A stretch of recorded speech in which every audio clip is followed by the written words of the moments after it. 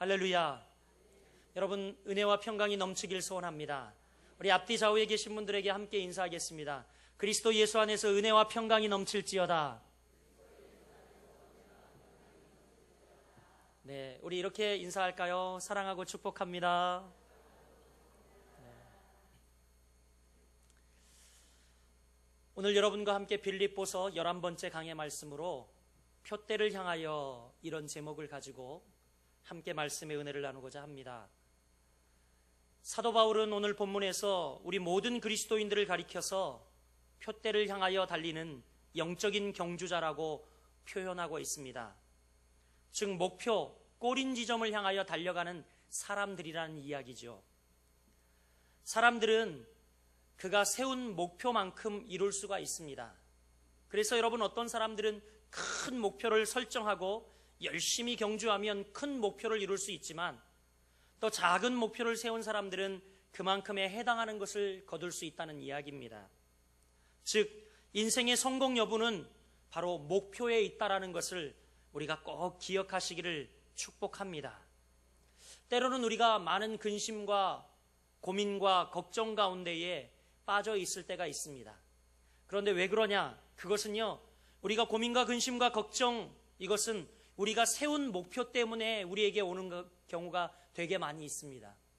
내가 세운 목표가 여기까지인데 내가 이룬 것은 여기까지밖에 안 되고, 또 내가 세운 목표는 이것인데 현실의 나의 능력이나 여건을 보면 도저히 뛰어넘을 수 없을 것 같고, 그래서 때로는 우리가 고민하기도 하고 걱정하기도 하고 염려하기도 하지요. 갈라디아서 6장 7절에서부터 8절 말씀에 사도 바울은 이렇게 이야기를 하고 있습니다. 스스로 속이지 말라. 하나님은 업신여김을 받지 아니하시나니 사람이 무엇으로 심든지 그대로 거두리라. 자기의 육체를 위하여 심는 자는 육체로부터 썩어질 것을 거두고 성령을 위하여 심는 자는 성령으로부터 영생을 거두리라. 이렇게 말씀합니다. 즉 무슨 이야기냐면, 사도 바울이 지금 성경 안에서 심고 거둠의 법칙을 이야기하고 있습니다. 이 심고 거둠의 법칙 두 가지가 있는데, 오늘 이 갈라디아서 6장 7절부터 8절까지 말씀 가운데에는 첫 번째로는 심는 대로 거둔다는 법칙이 있는 것입니다. 오늘 갈라디아서 6장 7절 말씀에도 이렇게 이야기하고 있지 않습니까? 무엇으로 심든지 그대로 거둔다라고 말씀하고 있습니다. 즉 심는 대로 거둠의 법칙이 있습니다. 따라서 여러분, 우리가 열심히 심는 여러분들 되시길 축복합니다. 심어야 거둘 수 있기 때문입니다. 또 오늘 두 번째 심고 거두는 법칙을 설명하는 가운데 사도 바울은 잘 심어야 한다라고 이야기하고 있습니다. 잘 심어야 한다. 그렇지 않습니까? 자기의 육체를 위하여 심는 자는 육체로부터 썩어질 것을 거두고 성령을 위하여 심는 자는 성령으로부터 영생을 거두리라. 이렇게 말씀하고 있습니다. 우리가 심기는 심되 어떻게 해요? 잘 심어야 할 것을 이야기하고 있습니다. 사랑하는 성도 여러분, 오늘 바울이 이야기했던 것처럼 정말 심는 여러분 되시길 바라고, 또 심때 잘 심는 여러분들 되시길 주님의 이름으로 축복합니다. 아마 사도 바울처럼 열심히 삶을 살았던 사람은 없을 것 같습니다. 그의 인생은 늘 심는 사람이었습니다. 열심을 내었습니다. 정말 열심히 분주히 뛰는 사람이었습니다. 그가 기독교로 개종하기 이전에 유대교를 신봉하고 따랐을 때에도 그는요, 정말 유대교의 율법을 신봉하며 그것을 마치 사명처럼 생명처럼 여기며 자기 확신 속에 정말 열심히 삶을 살았습니다. 그는 유대교 극렬 분자였습니다. 누구보다도 아무도 따라올 수 없을 만큼 정말 자기 스스로 자기의 의에 빠져서 정말 열심히 살아온 인생이었습니다. 그러나 우리가 지난주 말씀에도 보았듯이 가만히 자기가 쫓아오고 열심을 내어 살던 모든 가치를 다 걸고 살아왔던 그 모든 것이 이제 돌아보니까 뭐라고 이야기합니까? 다 배설물과 같은 것이었다. 즉 목표가 잘못되었다라는 것을 그는 시인하고 있습니다. 그 전에 내가 이제 나는 유대인이요 히브리인 중에 히브리인이요 난지 8일 만에 할례를 받은 자요, 막 여러 가지 것들을 자랑했는데 이제 그의 자랑거리가 바뀌지 않았습니까? 우리가 지난주에 자랑거리에 대해서 이야기하지 않았습니까? 그 중에 가장 인상에 남는 자랑거리는 그전에는 내가 율법을 이렇게 거룩하며 지키며 살아왔는데 자기 열심에 빠졌던 그가 하나님께로 난 의를 자랑하였다라는 것입니다. 여러분, 이렇게 사도 바울은 열심히 그가 추구하며 쫓아왔던 삶이 너무 허망하고 잘못된 삶이었음을 고백하며 오늘 우리에게 본문을 통하여 이야기합니다. 표대, 목표, 이것을 잘 결정하고 따라가야 한다라고 말씀하고 있는 것이죠. 우리에게 있어서 실패의 요인, 그것은 무엇이냐면 여러분, 목표를 잘못 설정한 데 있습니다. 우리 성도들은요, 다 동일하게 한 목표를 향해 달려가고 있는 사람들입니다. 그렇지 않습니까? 그런데 다 똑같은 목표를 향해 달려가고 있는데 중요한 것은 달려가고 있는 지점만 다른 겁니다. 어떤 사람은 좀 앞서 달리고 어떤 사람은 좀 더 뒤져 달리고, 그러나 여러분, 달리는 방향은 다 똑같다라는 겁니다. 한 방향을 추구하며 같이 달려가고 있다라는 것입니다. 그러면 우리가 목표를 바로 설정한 표대를 향한 삶은 어떤 삶인가? 오늘 사도 바울은 오늘 본문에서 표대를 향한 삶이 어떤 삶인지 우리에게 잘 이야기해주고 있습니다. 사랑하는 성도 여러분, 표대를 향한 삶은 어떤 삶일까요? 그 첫 번째, 바로 목표가 세워진 삶이 표대를 향한 삶이라고 할 수 있습니다. 한번 따라해보죠. 목표가 세워진 삶. 그렇습니다. 12절부터 14절까지 말씀해 보면 이제 사도 바울은 삶의 목표에 대해 아주 강력히 피력을 하고 있습니다. 내가 이미 얻었다함도 아니요 온전히 이루었담도 아니라 오직 내가 그리스도 예수께 잡힌 바 된 그것을 잡으려고 달려가노라. 형제들아, 나는 아직 내가 잡은 줄로 여기지 아니하고 오직 한 일, 즉 뒤에 있는 것을 잊어버리고 앞에 있는 것을 잡으려고 표대를 향하여 그리스도 예수 안에서 하나님이 위에서 부르신 부름의 상을 위하여 달려가노라. 이렇게 말씀하고 있습니다. 이제 그의 삶의 목표가 확실히 세워졌습니다. 그전에는 그가 신봉하던 유대교의 심취에서 정말 거짓된 열심, 그리고 허례와 허식 가운데 사로잡혀 있던 그가 이제 확고한 목표, 인생의 목표, 삶의 목표가 무엇인지 확실히 삶의 목표를 세웠다라는 것입니다. 여러분, 목표가 잘못 세워지면요, 우리 인생은 성공할 수가 없습니다.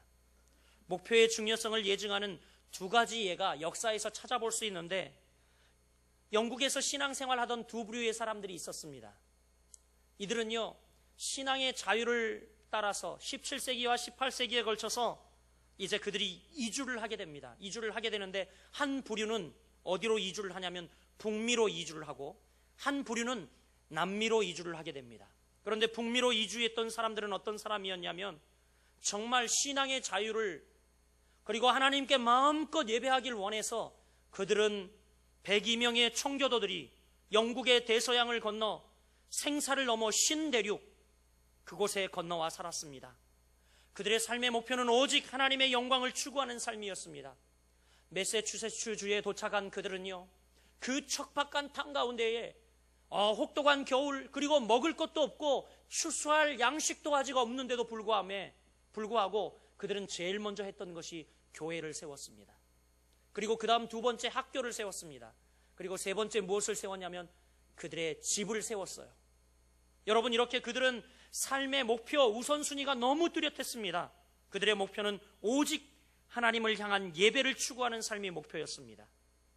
결과는 어떻게 되었을까요? 오늘 이들이 정착하여 발견한 이 신대륙, 그리고 그곳에서 살아간 이 후손들이 만들어낸 나라가 바로 미국입니다. 세계의 최대 강대국이 되어 신앙과 부를 얻었습니다. 그러나 여러분, 반대로 그 시기에 남미로 찢어져서 간 사람들이 있었어요.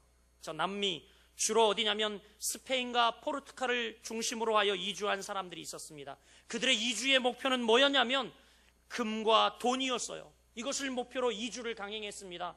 그들도 역시 배를 타고 먼 대서양을 건너 혹독한 추위와 어려움들을 겪으며 이주를 강행했습니다. 여러분, 이주한 결과 그들을 뭐라고 부르는 줄 아십니까? 그들을 메스티조라고 부릅니다. 메스티조 뭐냐면 거대한 사생아 집단이라는 뜻입니다.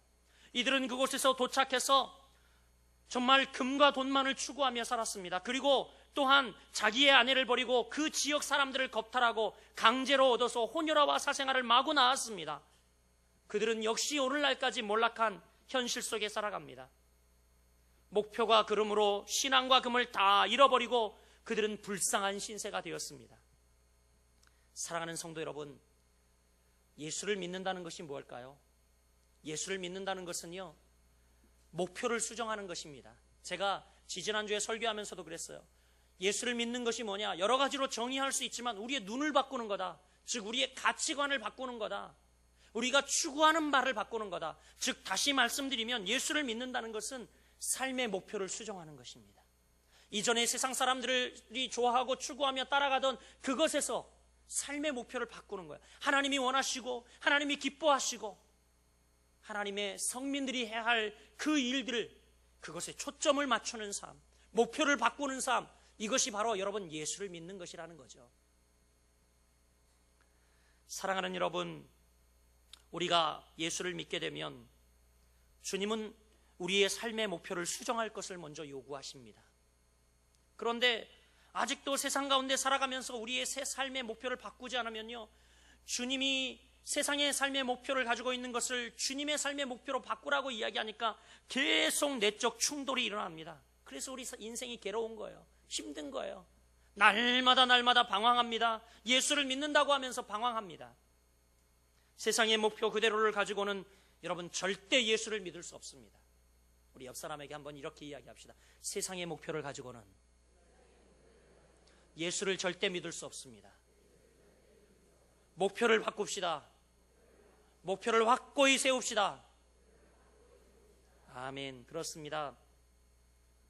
여러분, 우리의 삶의 목표가 잘못되면요, 하나님은 때로 우리를 너무 사랑하셔서 우리의 삶의 목표를 수정하기 위해서 정말 때로는 호미를, 때로는 괭이 가지고 안 되면 하나님이 동원하시는 것이 있는데 불도저를 가지고 우리의 삶을 귀경하고 뒤집어 엎으려고 사용하십니다.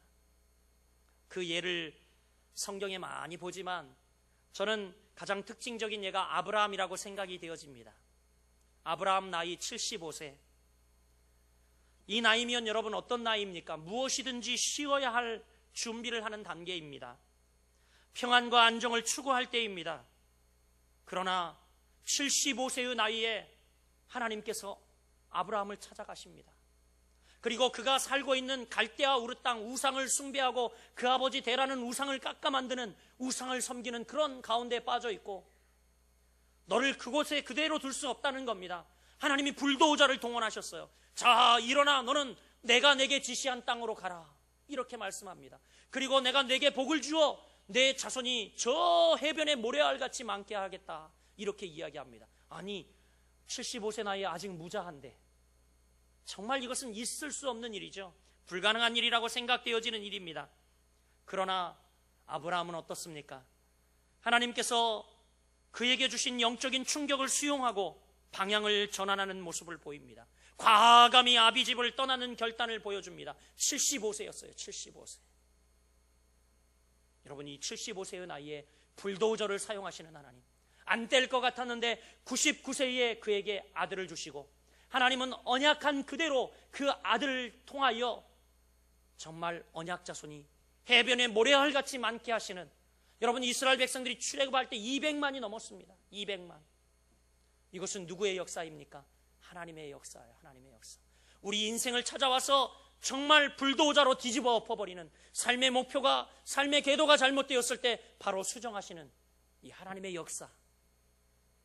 여러분, 바울도 오늘 그것을 경험했습니다. 바울도 그간 목표가 잘못된 삶을 살았습니다.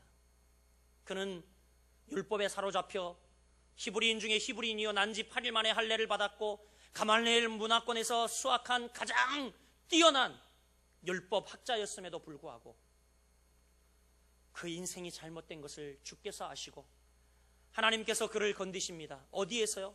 다마스커스에서. 다메섹 도상에서 사도 바울을 찾아가신 예수님께서 그에게 말씀하십니다. 그를 이제 불도저로 그의 인생을 뒤집어 엎어버립니다. 그러니까 여러분, 오늘 빌립보서, 이제 그 예수님을 만나고 인생의 목적이 바뀌고 목표가 바뀐 사도 바울의 고백이 달라져 있지 않습니까? 사도행전 20장 24절, 거기에 보면 사도 바울이 이제 예수님을 만나고 완전히 인생이 바뀐 후 그의 인생 말미에 이런 고백을 하고 있습니다. 나의 달려갈 길과 주 예수께 받은 사명, 곧 하나님의 은혜의 복음을 증언하는 일을 마치려 하면은 나의 생명조차 조금도 귀한 것으로 여기지 아니하노라. 이렇게 삶의 목표가 완전히 바뀌어져 있습니다. 그전에는 그가 오히려 복음을 전하는 자들을 핍박하고 죽이는, 스데반을 죽이는 장소에서도 있었던 그가 이제 삶의 목표가 바뀌어 도리어 그가 이제 내가 하나님께서 내게 주신 그 복음, 은혜의 복음을 증언하는 이 일에 내 인생 다 가져가도, 내 재산 다 가져가도, 심지어 내 생명조차도 나는 조금도 귀한 것으로 여기지 아니하겠다. 그의 삶의 목표가 확실히 비율도 되어 있습니다. 확실히 세워져 있는 것을 봅니다. 사랑하는 성도 여러분, 우리가 흔히 이렇게 이야기합니다. 철들었다, 이렇게 이야기하는데, 여러분, 철들었다라고 이야기하는 표현은요, 어떤 의미일까요? 예? 여러분, 철 드셨습니까? 예? 철들었다라는 것은 어떤 의미냐면, 그것은 삶의 목표가 수정된 사람을 가리키는 겁니다. 이제 삶의 목표가 바로 잡혔다는 겁니다. 우리 아이들이 어떻습니까? 철들기 전엔 삶의 목표가 뭔지 모르니까 부모님 속썩이고 방황도 하고 이리저리 무엇을 해야 할지 모르고 천방지축입니다. 그런데 철드는 순간 어떻습니까? 철드는 순간 무엇을 해야 할지 알죠. 부모님의 마음을 흡족하게 해드립니다. 인생이 왜 살아가야 하는지 알게 돼요. 마찬가지입니다. 우리 성도들도 하나님 앞에 철들어야 합니다. 그래야 우리의 인생의 목표가 확고히 세워져서 하나님을 기쁘게 해드릴 수 있는 삶을 살 수 있는 것입니다. 사랑하는 거룩한 미성관교회 성도 여러분, 우리 모두 삶의 목표가 바로 세워진 철든 성도 되시기를 주님의 이름으로 축복합니다. 우리 옆 사람에게 한번 이렇게 축복합시다. 우리 철든 성도가 됩시다. 아멘. 할렐루야. 여러분, 또한 목표를 향한 삶은 어떤 삶일까요? 사도 바울은 오늘 두 번째 목표를 향한 삶을 목표를 추구하는 삶이라고 이야기하고 있습니다. 첫 번째, 여러분, 표대를 향한 삶이 어떤 삶이라고요? 예, 목표가 세워진 삶이라고 그랬어요. 목표가 세워지면 그 다음에 해야 할 것이 뭡니까? 이 목표를 추구하는 삶, 목표를 쫓아가는 삶, 목표를 향해 정진하는 삶, 바로 이것이죠. 12절과 14절 말씀을 한번 보십시오. 12절 말씀 먼저 제가 읽어보겠습니다. 내가 이미 얻었다 함도 아니요 온전히 이루었담도 아니라 오직 내가 그리스도 예수께 잡힌 바 된 그것을 잡으려고 뭐 한다고요? 달려가노라. 이렇게 이야기합니다. 14절에 같이 한번 읽어볼까요? 시작. 표대를 향하여 그리스도 예수 안에서 하나님이 위에서 부르신 부름의 상을 위하여 어떤다고요? 달려가노라. 이렇게 이야기하고 있습니다. 이제 예수께 잡힌 바 된 그것을 잡으려고 달려가고, 또 위에서 부르신 부름의 상을 위해 달려가고, 이제 달려가는 삶으로 사도 바울의 삶이 바뀌어져 있고, 우리 성도들을 향하여 이제 목표가 세워졌으면 달려가는, 즉 추구하는 삶을 살라고 말씀하고 있습니다. 이렇게 12절과 14절 어미에 달려가노라 라고 하는 단어는 어떤 의미냐면요, 이 원문의 뜻은 이런 뜻입니다. 온몸을 앞으로 기울이고 전력을 향해 질주하다, 그런 의미입니다. 어떻게 해요? 온몸을 앞으로 기울이고 전력을 향해 질주하다, 그런 의미를 가지고 있습니다. 마치 100m 달리기를 하는 그런 모습을 연상하면 되리라 생각합니다. 이것은요, 사도 바울이 아테네, 즉 아덴에 있을 때에 고대의 히랍의 원형 경기장을 잘 보았어요. 자주 보았습니다. 그렇기 때문에 이런 이야기를 하고 있는 겁니다. 사도 바울이 보았더니 고대 히랍의 원형 경기장은요, 이 달리기 코스가 고고학자들에 의하면 182m였다고 합니다. 그러니까 약 200m가 되는 거죠. 182m였는데 이제 꽉 들어찬 관중들이 환호하는 가운데 선수들이 입구에 나타나게 됩니다. 그런데 이곳에는 출발선이 있었는데 각 선수들이 설 위치에는요, 돌로 된 발판이 있었다고 합니다. 돌로 된 발판. 그러니까 돌로 된 발판이 좀 굉장히 컸겠죠. 이 발을 올려놓을 수 있는 발판이 있었는데, 이 돌로 된 발판이 약간 이렇게 경사진 발판이 있었대요. 그리고 100m 달리기 할 때 여러분 기억하시죠? 이렇게 이 두 손을 이렇게 땅에 짚고 발판 뒤에 이렇게 발판 딛고 선수들이 이 땅 출발 준비를 하지 않습니까? 마치 고대에도 마치 똑같았다고 합니다. 이 돌을 두 발 위에 올려놓고 어떻게 해요? 앞으로 몸을 숙이고 출발 준비를 하는데, 오늘날은 이렇게 두 손을 짚지만 그때 당시엔 한 손을 오른손을 땅에 짚고 출발 준비를 이렇게 했다고 합니다. 출발 준비를 하고 있다가 출발 신호가 뭐였냐면, 그들 앞에 줄이 쳐져 있었는데 이 줄이 거쳐지는 그 순간 일제히 출발을 했다고 합니다. 그래서 그들은 정말 이 출발 신호가 내려지면 몸을 앞으로 기울여 전력 질주해서 그야말로 사력을 다해, 젖먹던 힘까지 다해, 죽을 힘을 다해 결승점에 돌아오면 그들에게 1등한 이들에게 월계관이 주어지고, 그리고 약속한 풍성한 상급이 그들에게 주어졌다고 합니다. 여러분, 사도 바울은 이 모습을 보며, 그래, 우리가 저 목표를 향해 달려가는데 바로 저 원형 경기장에서 보았던 선수들이 달려가는 것처럼 전력을 향해, 죽을 힘을 다해, 젖먹던 힘까지 다해 그렇게 달려가는 모습을 의미하고 있는 것입니다. 사랑하는 여러분, 이렇게 주어진 일에 전력을 다하는 모습, 이것을 사도 바울은 비유하여 이제 목표를 추구하는 삶, 즉 달려가는 삶을 살라고 우리에게 말씀하고 있습니다. 사랑하는 성도 여러분, 초대교회와 현대교회의 차이점이 뭘까요? 초대교회와 현대교회의 차이점은 딱 한 가지밖에 없습니다. 그것은 바로 열심에 있었습니다. 열심. 현대교회는 지금 많은 지성인들이 모여 있습니다. 그러나 힘은 상실되어 있어요.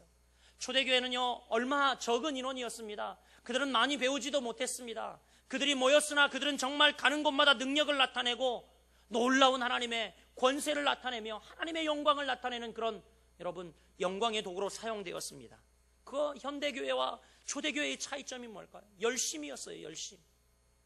오늘날 이렇게 많은 지성인들이 모여 있지만 현대교회는요, 힘이 푹 빠져 상실되어 있습니다. 영적인, 죄송한 표현이지만 어떤 신학자에 의하면 영적인 건달들이 많다라고 이야기하더라고요. 영적인 건달. 무슨 이야기냐 봤더니, 영적인 건달, 예배 10분 늦게 와서 5분 일찍 떠나는 현대교회 사람들.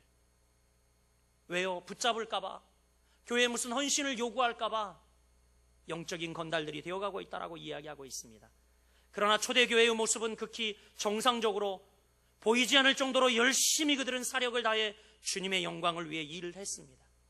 사도 바울은 그래 로마 교회 교인들에게 이렇게 권면합니다. 로마서 12장 11절 말씀, 부지런하여 게으르지 말고 열심을 품고 주를 섬기라, 이렇게 권면하고 있습니다. 여러분, 계속 운동하는 사람은요, 참 강건합니다. 제가 좀 부임하고 이렇게 초창기 적응하느라 바빠서요, 운동을 하나도 하지 못했더니 목회자, 장로 이렇게 등반대회를 했는데 연수원 뒤로 올라가다가요, 와, 중간에 철탑쯤 올라갔는데 딱 거기가 중간 지점이라 그러더라고요. 철탑쯤 딱 올라가가지고 여보 잠시 쉬었다가, 그리고 제가 철탑에 등을 딱 기댔거든요. 그런데 갑자기 하늘이 핑 돌면서, 하늘이 노래지면서 막 도는 겁니다. 그래서 막 헛구역질이 나는 거야. 이야, 이게 같구나 내가. 그리고 더 이상 올라가기를 포기하고, 저희 집사람은 자꾸 올라가자 그러더라고요. 그런데 올라가기를 포기하고요, 한 30분 쉬었다가 내려왔습니다. 30분 쉬었다가 내려오는데 얼마 전에 신방하다가 우리 박성찬 집사님 가족이 이사해서 신방을 하는데, 박성찬 집사님이 거기를 자주 올라가신대요. 일주일에 최소 2번 이상을 올라가신대요. 많이 올라가실 때 4번, 5번을 올라가신대요. 그러면 연수원 뒤에서 철탑까지 올라가는, 연수원 뒤에서 그 용두산 정상까지 올라가는데 얼마나 걸립니까? 30분이면 되죠, 그러시더라고요. 헐. 깜짝 놀랐어요. 여러분, 그렇죠. 계속 운동하는 사람, 그 사람은 강건합니다. 마찬가지입니다. 영적인 일도 하나님의 일을 계속 꾸준히 추구하고, 그리고 또한 하나님이 기뻐하시는 일들을 계속하는 사람들을, 그 사람에게 하나님은 능력을 더하여 주십니다. 더 내구성이 강하게 해주시고, 믿음이 강하게 해주시고, 적은 일을 맡겼으나 더 큰 일을 맡게 하시고, 하나님이 하나님의 일들을 하는 종들에게 더 은혜를 부어주시고 능력을 부어주시며 함께 하신다는 사실입니다. 여러분, 주님의 귀한 일에 여러분이 목표를 세우고 동참함으로 말미암아, 그것을 추구하는 삶으로 말미암아 여러분 영적인 복을 더하시기를 주님의 이름으로 축복합니다. 제일로 힘 있는 사람이 어떤 사람입니까? 열심히 일을 하는 사람이죠. 열정, 이것이 있는 사람을 따라갈 수 있는 사람은 없습니다.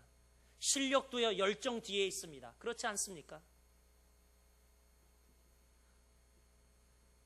알렉산더 그레이엄 벨이라고 하는 사람이 있었습니다. 그는 농화학교 교사였습니다. 그런데 농화학교에 교사로 봉직하고 있다가 학생을 만났습니다. 좋아하는 이 학생을 만났어요. 거기 농화학교에 다니고 있던 학생과 여학생과 그만 교사가 사랑에 빠지게 되었습니다. 그래서 이 농화와 결혼하게 되었죠. 이 아내는 듣지 못합니다. 그래서 이 그레이엄 벨은 듣지 못하는 아내에게 소리를 들려주기 위해서 열심히 연구합니다. 우리 아내가 이 아름다운 새소리를 나랑 같이 들었으면, 이 아내가 저 달려가고 있는 저 이렇게 사람들의 이 숨소리를 들었으면, 만물이 소생하고 있는 이 움직임들을 소리도 같이 느꼈으면 얼마나 좋을까. 아내를 너무너무 사랑하는 마음으로 연구에 연구를 거듭해 여러분 무엇을 만들었는지 아십니까? 이게 뭐예요? 전화기죠, 전화기. 그래서 여러분, 전화가 울릴 때에 울리는 소리를 뭐라고 합니까? 벨이라고 하지 않습니까? 이 그레이엄 벨, 이 사람이 이 전화기를 발견한 겁니다. 전화기만 발견했는지 아십니까? 예, 우리 우장로님 끼고 계신 이 보청기 누가 발견했는지 아십니까? 바로 이 그레이엄 벨이 발견했어요. 자기 사랑하는 아내가 정말 이 소리를 들었으면 하는 마음으로 연구에 연구를 거듭하다가 결국 이 전화기와 보청기를 발명했습니다. 여러분, 그가 아내를 사랑하는 마음으로 열심히 일을 하다가 얻은 결과입니다. 저는요, 여러분들이 주님을 사랑하는 마음으로 무엇인가 열심히 정념하다 보면, 주께서 여러분에게 맡겨진 귀한 일들을 정념하다 보면 하나님께서 여러분에게 귀한 창조물들을 주시고 은혜를 부어주시고 여러분이 가지고 있지 않는 더 놀라운 뛰어난 능력들을 부어주시며 주의 귀한 영광을 위해 살아가는 여러분들에게 하나님이 더 크게 역사하여 주실 것을 믿습니다. 그러기에 여러분, 우리는 저 앞을 보고 전진하는 삶을 살아야 합니다. 하나님이 우리에게 이제 목표를 세우게 하셨고 목표를 보여주셨으니까 그 목표를 추구하는 삶을 살아야 합니다. 오늘 13절 말씀을 보십시오. 사도 바울이 이렇게 고백합니다. 형제들아, 나는 아직 내가 잡은 줄로 여기지 아니하고 오직 한 일, 즉 뒤에 있는 것은 잊어버리고 앞에 있는 것을 잡으려고, 이렇게 이야기하고 있습니다. 사도 바울은 이제 과거에 머물지 않고 앞을 보고 전진하라고 우리에게 이야기합니다. 과거는 나도 정말 이 로마의 시민권을 가진 자였고 유대인 중에 유대인이고 히브리인 중에 히브리인이고 과거에 그럴 수 있으나 과거에 얽매여 있으면 안 된다라고 이야기합니다. 여러분, 절대 그렇습니다. 이미 흘러간 물로 물레방아를 돌릴 수 있습니까? 아니요, 그럴 수 없습니다. 이미 흘러간 물로는 물레방아를 돌릴 수 없는 것입니다. 내가 왕년에 어떻게 예수를 믿었는데, 이렇게 말씀하시는 분들 많아요. 여러분, 왕년 소용없습니다. 내가 왕년에 교사도 하고 내가 왕년에 성가대도 하고 내가 왕년에 하나님의 교회에 이렇게 헌신하고 내가 왕년에 하나님은요, 왕년에 과거의 능력으로 오늘의 사명은 절대 감당할 수 없는 것입니다. 흘러간 물로 물레방아를 돌릴 수 있습니까? 없습니다. 오늘의 사명은 오늘의 능력으로 가능한 겁니다. 여러분, 오늘 목표를 바로 세웠다면 그 하나님 앞에 오늘 헌신하시길 바랍니다. 내일로 미루지 마시고, 또 내가 과거에 이렇게 진을 빼서 헌신하지 않았냐, 더 무슨 헌신을 요구하느냐, 그렇게 여러분 받아들이지 마시길 바랍니다. 과거의 것은 과거일 뿐, 오늘의 사명은 오늘의 능력으로만 감당이 가능합니다. 따라서 열심히 하나님이 주신 삶의 목표를 추구하는 종들 되시기를 축복합니다. 목표에 변하는 놀라운 에너지를 만들고요, 그것을 추구하는 사람으로 변화하게 합니다. 따라서 여러분, 하나님이 여러분에게 목표를 세우게 하시고 그 목표를 향해 경주하게 하셨으면 하나님이 여러분에게 아름다운 열매도 주실 것을 확신합니다.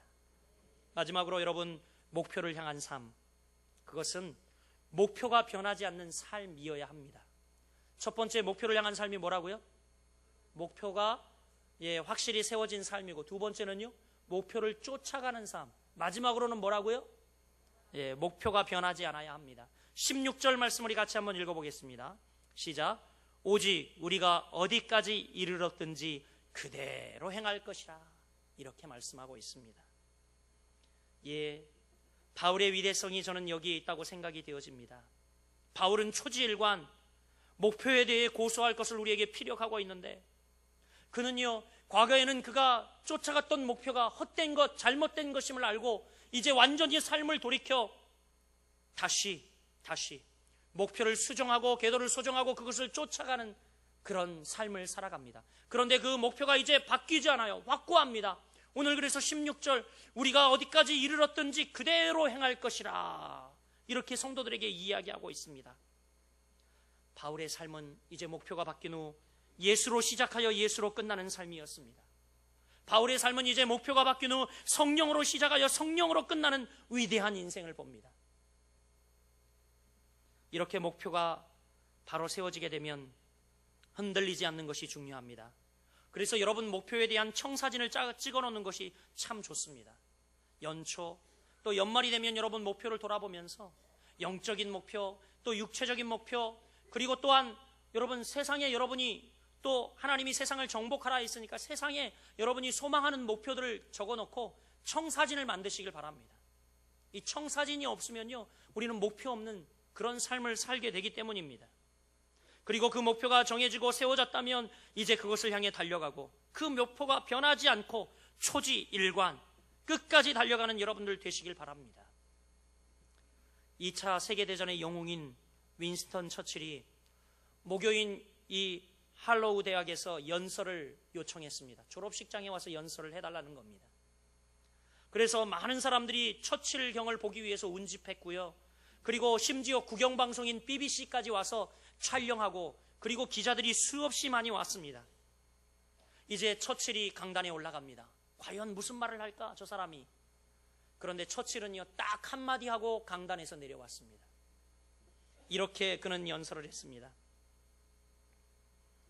여러분, 결코 포기하지 마십시오. 결코.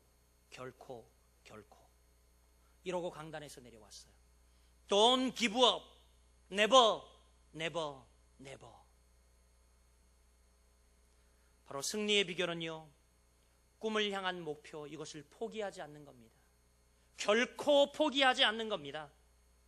우리의 삶을 통하여 오늘 사도 바울과 그리고 또한 윈스턴 처칠은 자신이 체득한 것을 고백하고 있습니다. 여러분, 결코 포기하지 마십시오.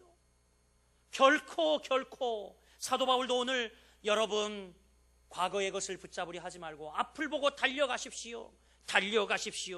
오늘 2번이나 이야기하고 있지 않습니까? 사랑하는 성도 여러분, 우리의 삶의 목표, 하나님의 영광의 복음을 위해 변함없이 정진하고, 여러분 그것을 위해 결코 포기하지 않는 여러분들 되시기를 소원합니다. 이제 말씀을 정리하여 맺겠습니다. 여러분, 우리의 삶의 목표를 어디에 두느냐 굉장히 중요합니다. 너무너무 중요합니다. 여러분, 삶의 목표를 어디에 두느냐, 이것은 굉장히 중요해요. 나중에 여러분의 모습을 좌우하기 때문입니다. 우리의 목표가 예수 그리스도께 맞추어 그분의 꿈을 추구하며 끝까지 이루기까지 초지일관 변함없는 성도들이 되시길 축복합니다. 그리스도인들의 궁극적인 목표를 그리스도인들은요, 우리의 궁극적인 목표를 이미 알고 살아가지 않습니까?